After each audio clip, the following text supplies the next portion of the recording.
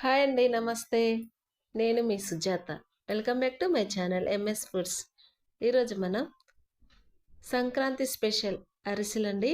చాలా టేస్టీగా, పైన క్రిస్పీగా, లోపల సాఫ్ట్గా చాలా బాగా వచ్చినాయి.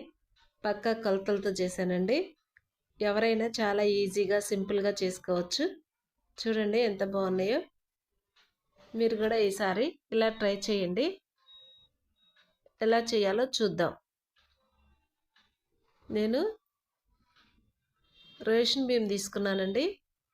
1.5 కిలో తీసుకొని బాగా చెరుక్కొని శుభ్రం చేసుకొని ఈ గ్లాస్ తోటి 6 గ్లాసులు వేస్తే 1.5 కిలో అవుతుందండి. మీరు రేషన్ బియ్యం బదులు మామూలు బియ్యమైనా తీసుకోవచ్చండి. ఇలా 6 గ్లాసులు వేసుకొని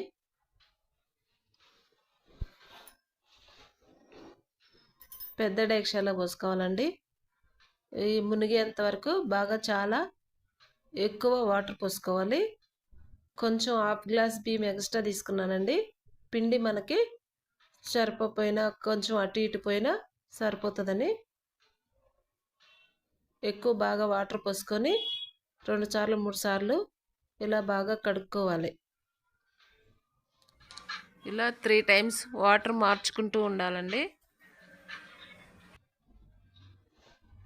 ఇవి ఒక రోజు ఒక పగలు నిన్న మధ్యాహ్నం నానబెట్టుకుంటే ఈరోజు చేస్తున్నానండి.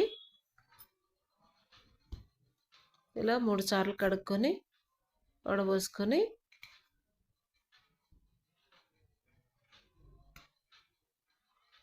బాగా నిండుగా నీళ్ళు పోసి మూత పెట్టి పక్కన పెట్టుకోవాలి.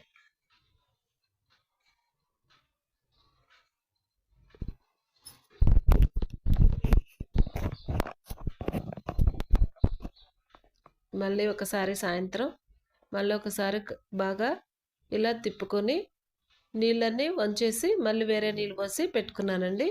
ఉదయాన్నే ఇలా మొత్తం సిల్లుల గిన్నెలో వడబోసుకున్నానండి. మొత్తం 1/2 అవర్ అందులో ఉంచేసి ఒక క్లాత్ మీద ఇలా లైట్గా ఆరబెట్టుకోవాలి. కొంచెం తేమంతా వెళ్ళిపోయిన తర్వాత ఇదో మన చేతికి నీళ్ళుగా లేకుండా, తడి లేకుండా బియ్యంకి తడి ఉంటున్నట్టు చేసుకోవాలండి. ఎండలో కానీ ఫ్యాన్ కింద కానీ పెట్టకూడదు. మామూలుగా ఒక హాఫ్ కొబ్బరి చిప్ప తీసుకొని సన్నగా ఇలా కట్ చేసుకొని ఒక 10-15 యాలకులు వేసేసి బాగా మెత్తగా మిక్సీ పట్టుకోవాలి. ఈ బియ్యము మిల్లుకి పట్టించానండి. ఈ బియ్యం మొత్తం పిండి బాగా గట్టిగా అదింపెట్టాలి డబ్బాలో, గాలి పోకుండా.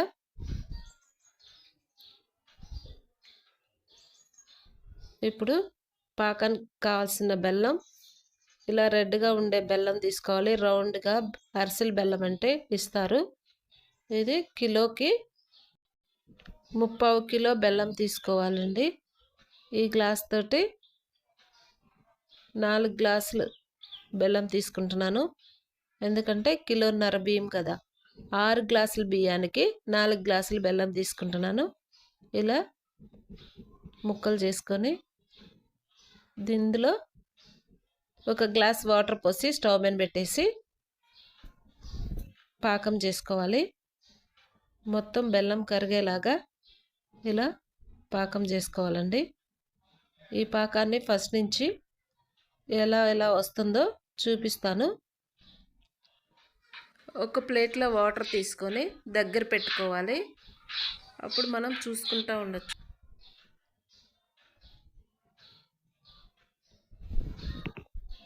ఇదిగో ఫస్ట్ ఇలా వస్తుందండి. వేసినామంటే నీళ్ళల్లో ఇలా మొత్తం స్ప్రెడ్ అవుతూ ఉంటుంది. ఇలా వేసుకుంటూ చూసుకుంటూ ఉండాలి. అప్పుడప్పుడు ఇలా వేసుకుంటే కొత్తగా చేసేవాళ్ళు కూడా చాలా ఈజీగా చేసేసుకుంటారు. ఇదిగో లాస్ట్లో మనకి ఇలా రావాలి. ఇలా వస్తే మనకు పాకం అయిపోయినట్టు. ఇప్పుడు కొబ్బరి యాలకుల పొడిని ఇందులో వేసేసి కలిపేసుకున్నాను. దించేసి కొంచెం కొంచెం పిండి వేసుకుంటూ బియ్యం పిండి ఇలా కలుపుకోవాలండి. ఈ పిండి పాకంలో ఉడుకుతుంది. అందుకోసం ఇలా బాగా కలుపుకోవాలి ఉండలు లేకుండా. కొంచెం కొంచెం వేసుకోవడం వల్ల ఉండలు రావు.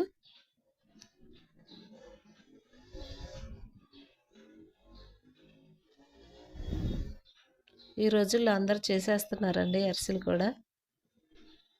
చాలా సింపుల్గా అయిపోతున్నాయి. మీరు కూడా కొత్తగా చేసేవాళ్ళు అయితే ఇలా ట్రై చేయండి. చాలా ఈజీగా సింపుల్గా వచ్చేస్తుంది. పైన నెయ్యి కానీ ఆయిల్ కానీ ఇలా వేసేసి బాగా అదిమేసి మూత పెట్టేస్తే పిండి ఆరిపోకుండా ఉంటుంది. ఒక గిన్నెలో ఆయిల్ పోసుకొని మనం అరిసె చేసేటప్పుడు నూనె అద్దుకుంటూ చేసుకోవాలి. ఇప్పుడు నూనె కాగిందో లేదో చూద్దాం. కొంచెం పిండిని ఇలా వేస్తే పైకి వచ్చేసిందండి. ఇది ఇలా వస్తే అరిసెలు మనకి పర్ఫెక్ట్గా వస్తాయని.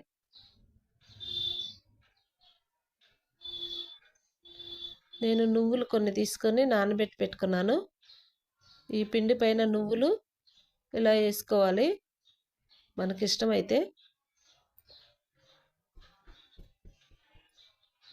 ఇలా వేసుకొని ఆయిల్లో వేసుకోవడమేనండి.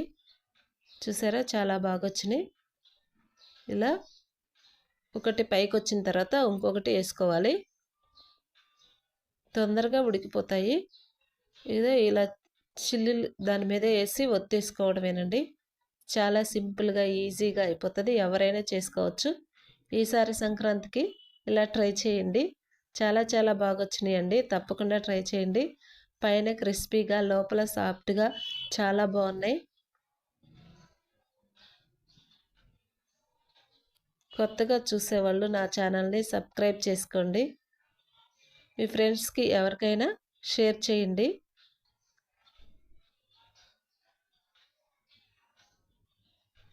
నువ్వులు వేసుకుంటే అరిసెల్లో బలమండి. ఇలా నువ్వులు వేసుకోండి, కొంచెం బాగుంటాయి. ఇలాంటి మరిన్ని వీడియోస్ కోసం గంట సింబల్ నొక్కండి. తప్పకుండా ఒకసారి ఇలా ట్రై చేయండి. మీకు నచ్చినట్టయితే లైక్ చేయండి. నా ఛానల్ని ఫస్ట్ టైం చూసే వాళ్ళైతే సబ్స్క్రైబ్ చేసుకోండి ఫ్రెండ్స్.